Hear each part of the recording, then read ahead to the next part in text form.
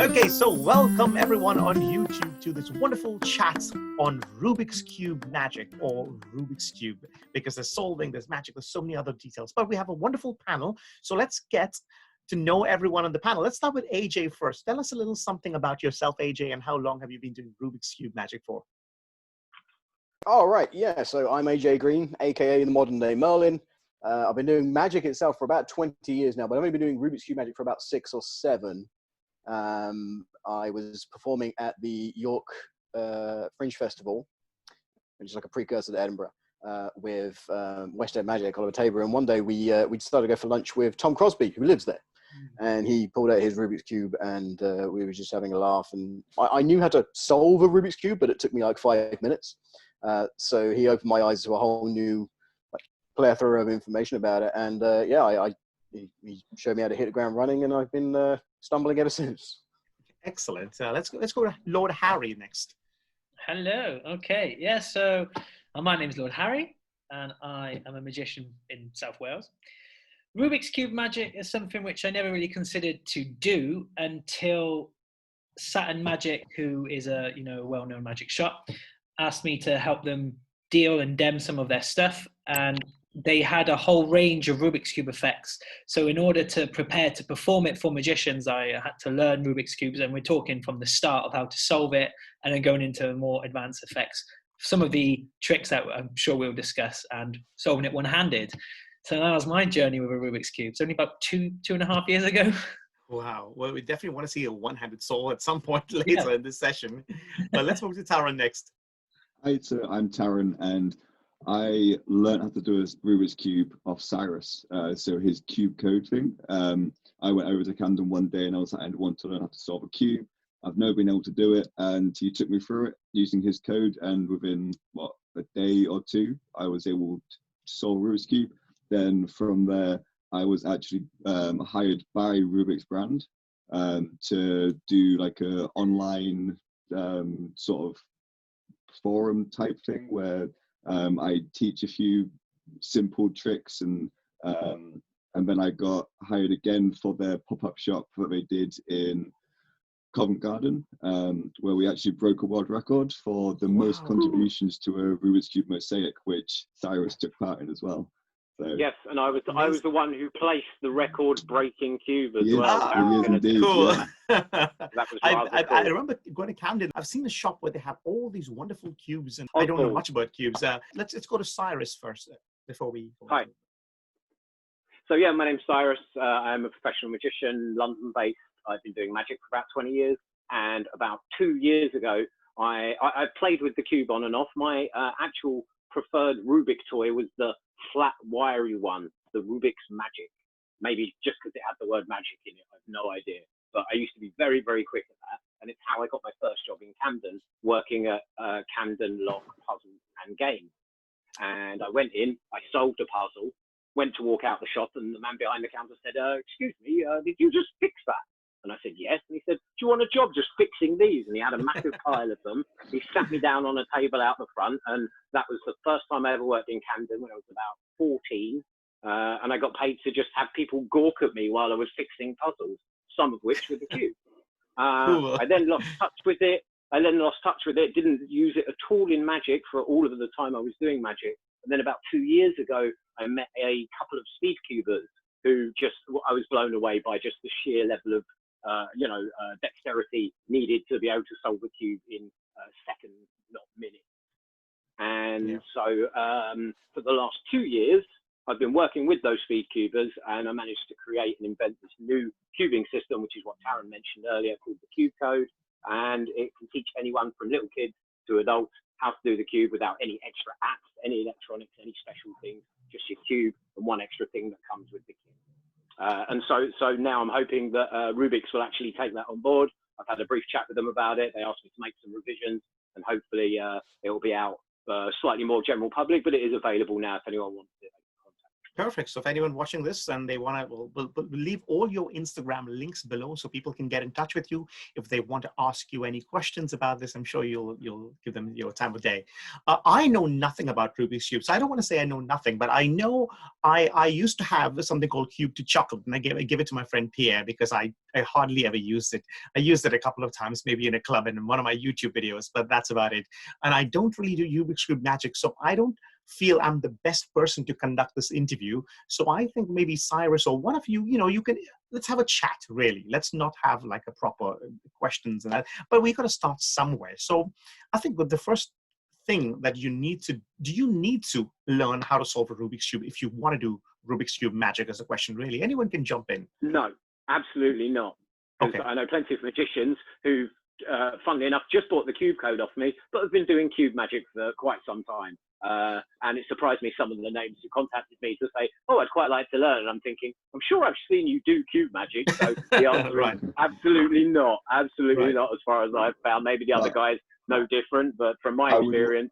I would also say that to some extent, like, it's so much easier to do cube magic if you know how to solve Rubik's Cube, because then if you mess up one of your tricks, or if you can reset practice at home, like you need to know how to reset your trick, otherwise you'll go through so many cubes. Thankfully though, there are so many apps for that nowadays where you can just take you can just either like tap in the colors or the stickers, or actually take photos of the size of the cube, and it will tell you what to do to actually just reset the cube. You can get those very easily now as well, so it's not so much of a hurdle as it used to be. The good thing, no, Harry, go ahead. I think as a magician, you should have a knowledge of how to solve a cube anyway. You can obviously, like, I agree with what everyone's saying about you don't need to know how to solve a cube to do magic with it, but you are limiting yourself to just using effects which you're purchasing. You're not actually getting a skill to a degree. You're just learning how to use the device that mimics that. In my experience, it's a lot more impressive to some spectators to just be able to solve a cube in a short amount of time, and from there go into something that you're able to do a quick solve one-handed behind your back when you're only using one cube. So I would definitely say, from my experience, learning the cube, I would say, is quite important, how to solve it, to then move on to do magic with it. I would put it like this. So basically, if you're a card magician and you don't know new deck order, it's kind of the same thing. You're a cube magician, but you don't know how to get it back to its original state. I would say that's probably one. If I was ever going to get into Rubik's Cube magic, I would learn how to solve it. And maybe, do you know what? Maybe I'll look into Cyrus's code at some point, and actually I will send you one. Learn that, because have your people call my people. And we'll sort something out. But that's great. So Harry was talking about lay people and what people think about solving cubes. How important, I mean, I know a Rubik's Cube, like a deck of cards, is something that people have already seen and they know something about. So it's not weird, like getting a crystal ball, for example, to fill this prop. But what are the reactions with Rubik's Cube magic compared to other kind of magic? So I've actually had some experience in actually performing some quick solves and stuff live. But the quick solves, everyone's like, cool, it's a gimmicked cube, or there's something going on with the cube. Whereas if I just stand, I mean, I can solve a cube in it takes me about 2 minutes to do it. But I can literally stand there and I can just do it without saying a single word. And the entire audience's attention is on the cube. And it's such a sort of powerful moment. It's even more powerful than the impressive tricks that I do with it, is just being able to solve it. Because like you said, everyone's seen a Rubik's Cube before, but not many people have actually seen somebody be able to solve Rubik's Cube before. Yes, right. Exactly. So do you actually think that lay people watching a Rubik's Cube and you shake it and it solves, do they actually think that it's a gimmick, or? Yes. Yeah? They know there's a trick to it. Yeah. You think so? Oh, man. I have had magicians come up to me after I've done one of these is set for it. Just that simple thing, telling me, "Oh, there's rubber bands inside it, aren't there?" Magician. It's like one of these effects where the method is more interesting than actually seeing it, I guess. Yeah, it's true.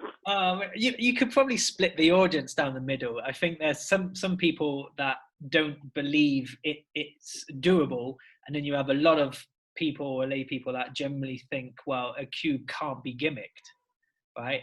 That's what I've come across. Like, it's only in the magic world it's more of an everyday object, so less gimmickable. It is. Yeah. So if you, I mean, magicians, right?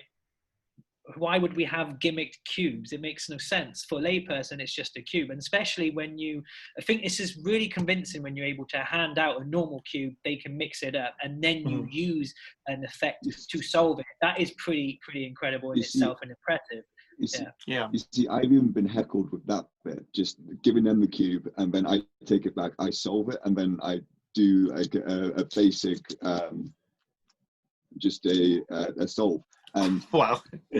Well, there must be a hidden button on it that you press and it does that. And I'm just like, you just mixed it, but I don't like to justify my magic. So if someone starts saying things, I'm like, okay, I'll move on. As opposed to, being like, well, go on then, there's no button on this. No, I've seen you fight people over the button on the middle of the cube, mate. I probably don't get it. I probably don't get it as often as most performers, because the routine that I do involves giving, I give out a cube, it gets mixed up by members of the audience, I get it back, I solve it in about 30 seconds whilst telling some jokes. And then I have a spectator up and they get a cube as well. And we both put them behind our backs and apply 20 turns. I get finished before they do, and then my cube comes out looking in my, my preferred stack. And then I get their cube back off them, and then I can show that they have matched their cube to mine that was finished before they were. So it's about them doing something impossible, which leads away from it being, oh, he's got a gimmicked cube. Yeah. You see, that's also... How does they know how to use a gimmick? That's actually a really good point, because the only stuff that I really do with Rubik's Cubes are tricks. I wouldn't call it magic, whereas, like, for instance, ring on a string, that's magic, or like making something vanish, that's magic. So a display of skill. Yeah, cubes is like a performance piece. It's almost like juggling. Yeah. In that sense. You can also do magic, which is what AJ was just referring to. You can do magic with the cube, but I just haven't got to that stage yet. I think the magic with a cube is a lot more stronger than just being able to take it and solving it. But my personal, because what AJ touched on there is an audience literally taking part, and all of a sudden you've done an absolute miracle, which given what the justification normally is that there's like 1 trillion, I can't even say it, like 43 quintillion. I remember that. Different mixes and stuff, and then having a spectator just mixing up a cube and it's matching the one that you've got, which is out of sight.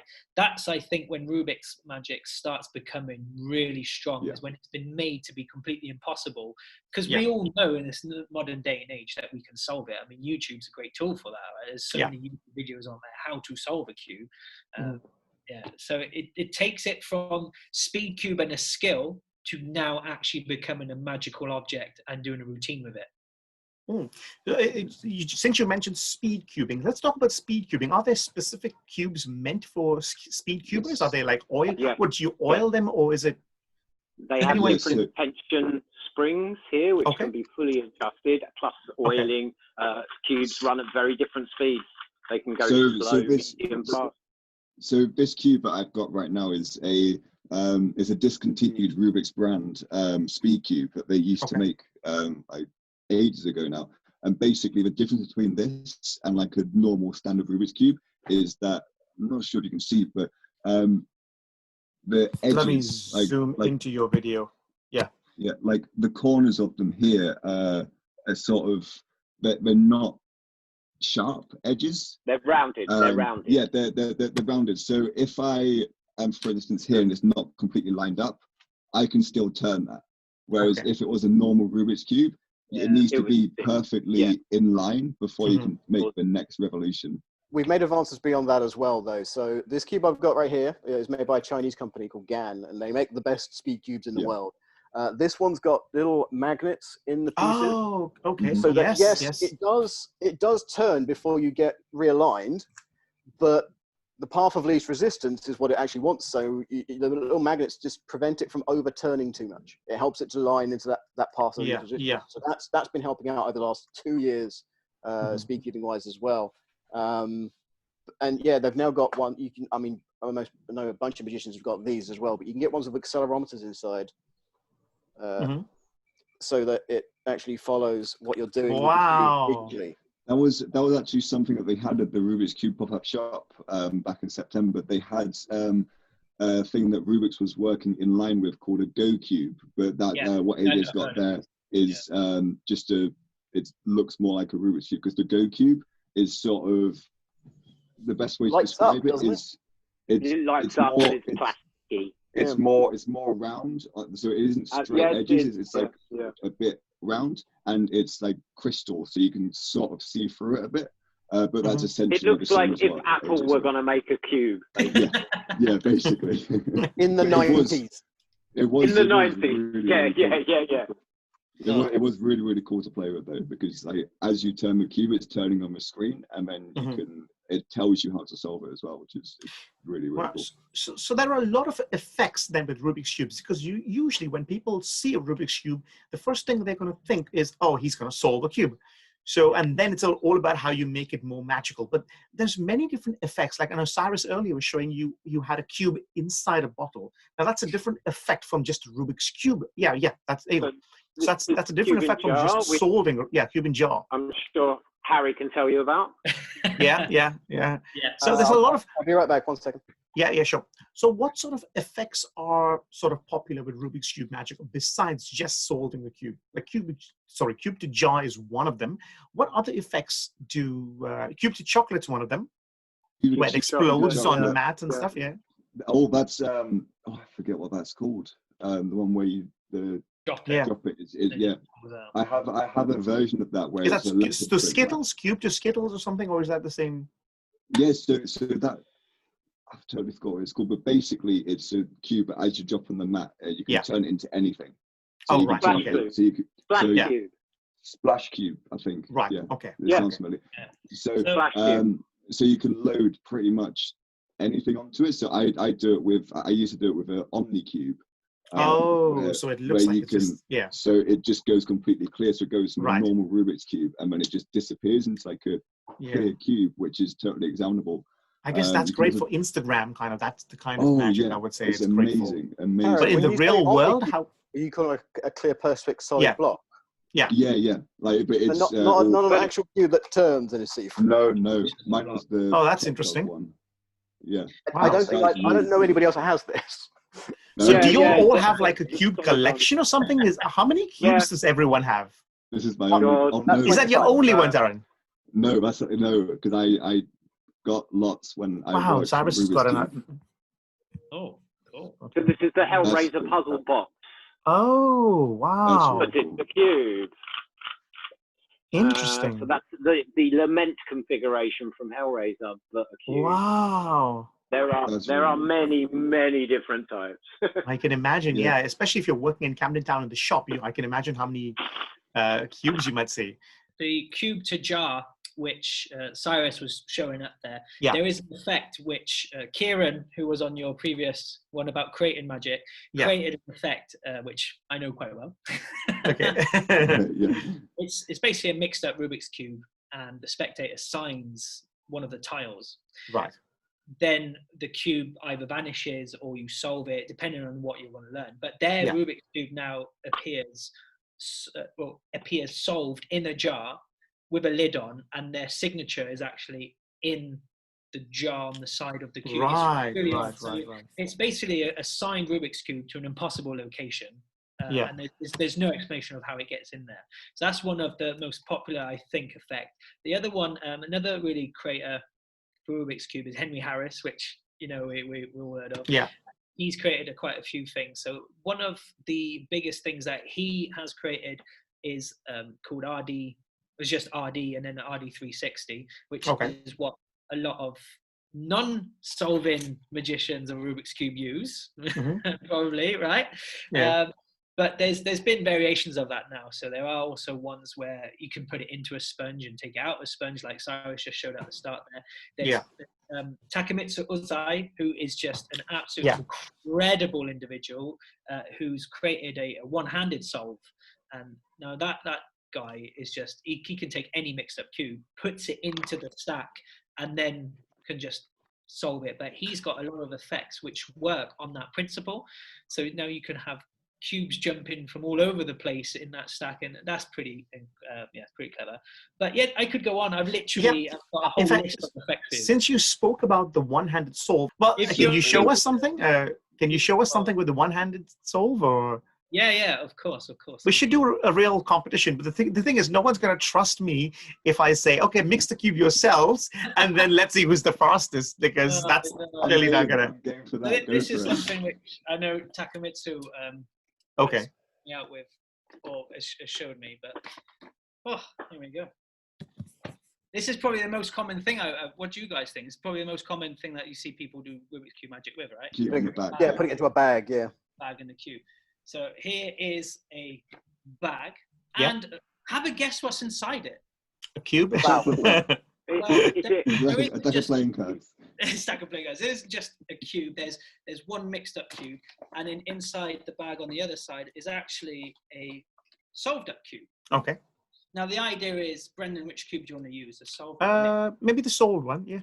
You want to use the solved one? Yeah. Okay, cool. So what I'll do is I'll put the solved one back in, and I'll take the mixed one out.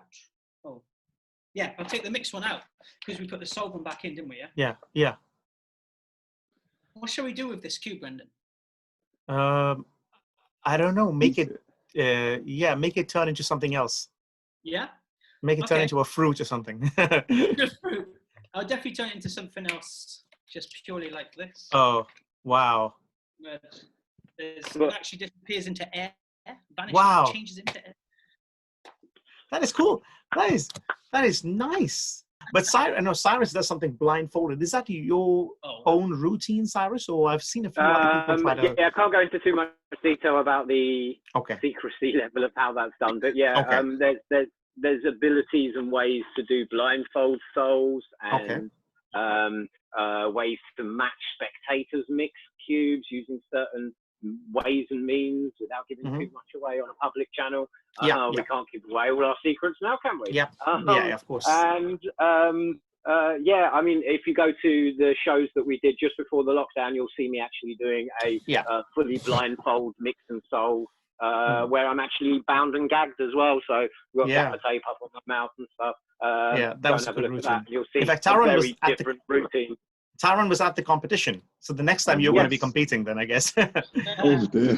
But Rubik's Cube magic is so popular these days because a lot of these Got Talent shows, you have magicians doing that, and that, I guess, that's inspiring a lot of the younger kids to get into. When they see someone on TV doing that kind of magic, they go, oh, I want to start doing that.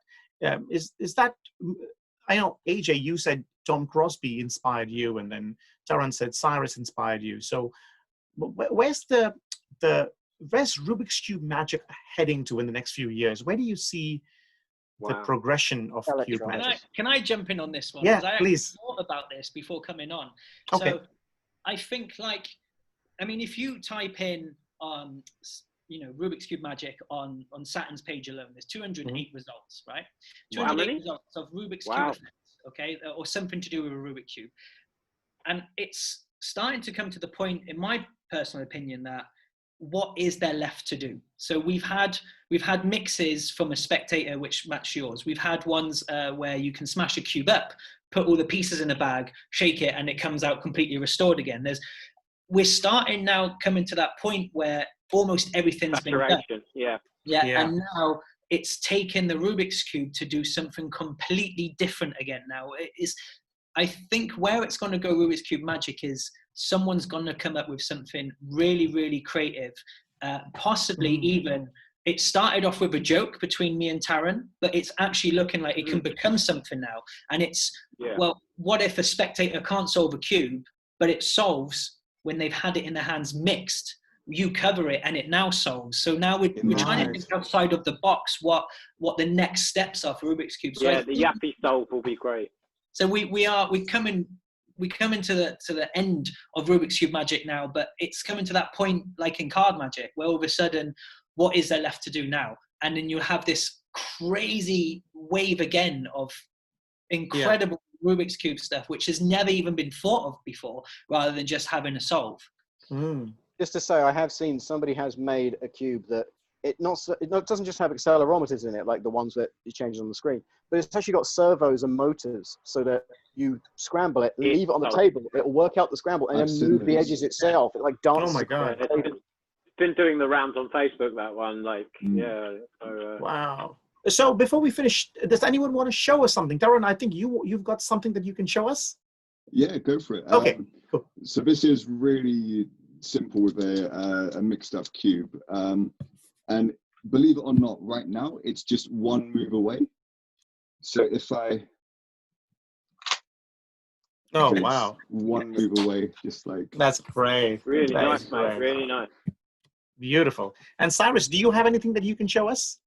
Oh yeah, one quick thing. I have this. So I have my cube here. Yep. And I can give the impression. People will say it's just maybe a camera effect. You can really give the impression that it squashes down flat. But of course, if you want to mix it, it's just a normal cube. So, that's great. I love it. just a little thing, you know. Love it. Love it. Love I can it. show you my self-solving cube, which is the finale to the spectator.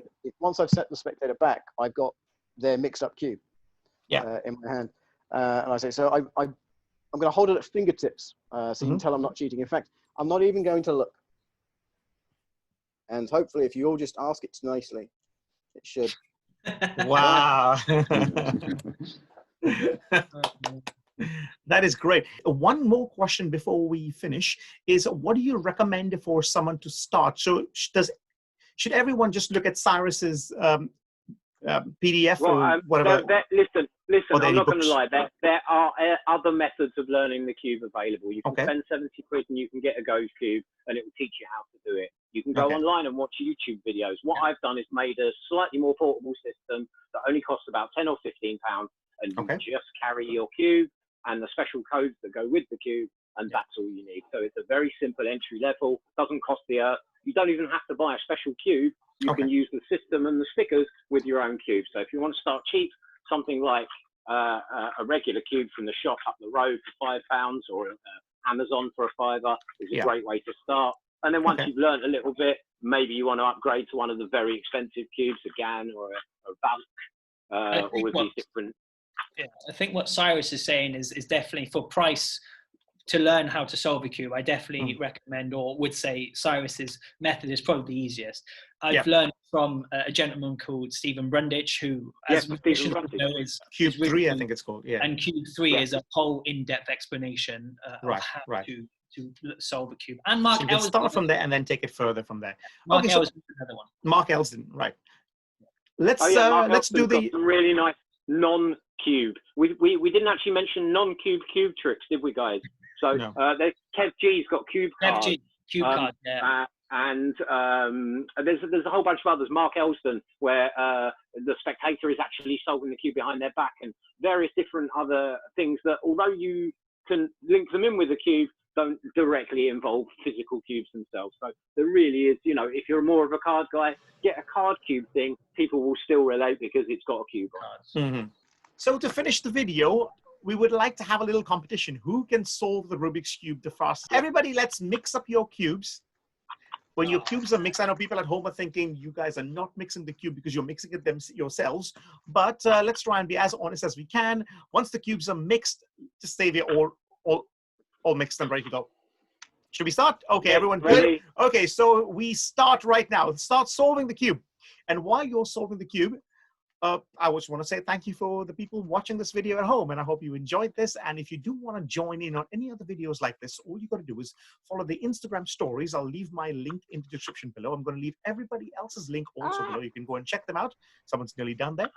So on my stories, I'll be posting 24 hours before what conversations are going to be there, and then you can come in and join in this fun little chat that we do every week. So we have any? Oh, AJ's finished. No.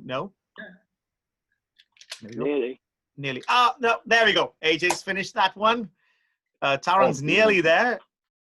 Damn, that was slow. Come on, layer two. But saying that, AJ, you've actually done competitions in Cube Magic, haven't you? Well, not Cube Magic, but speed solving. So I actually do compete fairly regularly. I've done 2 UK champions.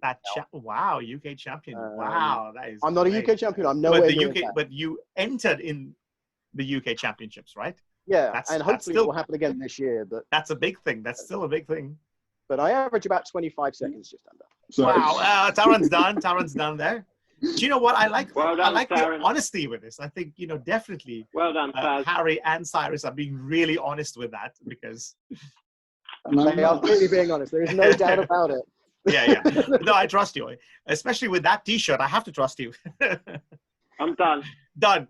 Okay, there we go. Two of you done pretty much at the same time. We were a draw. Nice Yeah, one, it's a Harry. draw there. Perfect. So, well, I hope you all enjoyed the conversation. Thank you. Thanks all of you for joining this chat, and hopefully I'll see you on another chat. Maybe we talk about something Take care, else. guys. Thanks, Okay, Dad. take care, everyone. Bye-bye. Take care. Bye. And